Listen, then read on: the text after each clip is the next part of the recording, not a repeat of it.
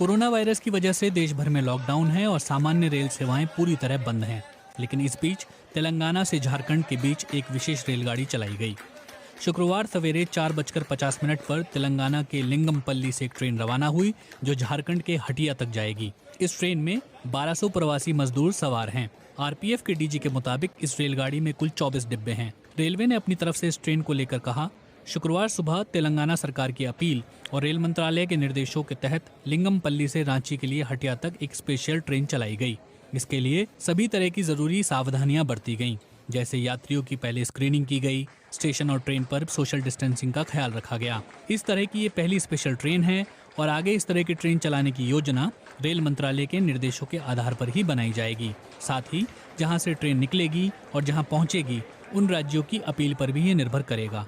केंद्र सरकार ने आपदा प्रबंधन अधिनियम में बदलाव करते हुए राज्यों में फंसे मजदूरों, छात्रों, टूरिस्ट और तीर्थयात्रियों को बसों के जरिए अपने अपने राज्य लौटाने की योजना बनाई थी, लेकिन तब रेल का जिक्र नहीं हुआ था।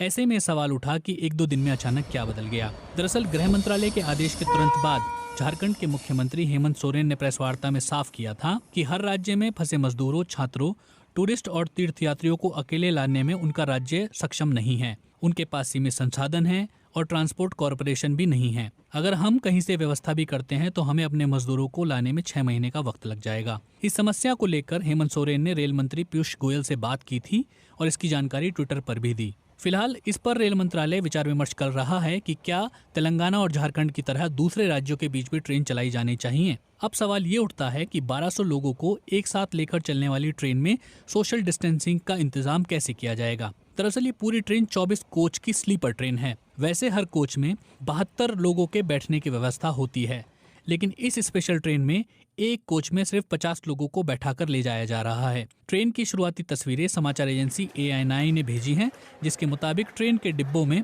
मिडल बर्थ नहीं है।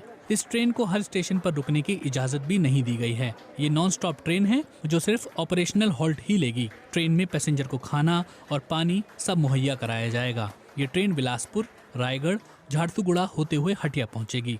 लोगों की सुरक्षा में आरपीएफ के जवानों को तैनात भी किया गया है। वो भी हाथों में दस्ताने और मास्क पहने रहेंगे। झारखंड के हटिया पहुंचने पर सभी पैसेंजर की दोबारा स्क्रीनिंग होगी। जरूरत के हिसाब से पैसेंजर को होम क्वारंटीन या अस्पताल में क्वारंटीन में भेजने की व्यवस्था की जाएगी। राज्य सरकार को इन मजदूरों के रेगुलर चेकअप की व्यवस्था भी करनी होगी। रेल मंत्रालय के सूत्रों के मुताबिक भविष्य में ऐसी और स्पेशल ट्रेन चलाई जाएंगी या नहीं, इस पर फिलहाल विचार विमर्श जारी है। लेकिन छोटी दूरी के लोगों को बसों से लाने ले जाने की बात कही जा रही है और केवल लंबी दूरी में फंसे लोगों के लिए ही राज्य सरकारें अपने अनुरोध रेल मंत्रालय के पास भेज सकते हैं।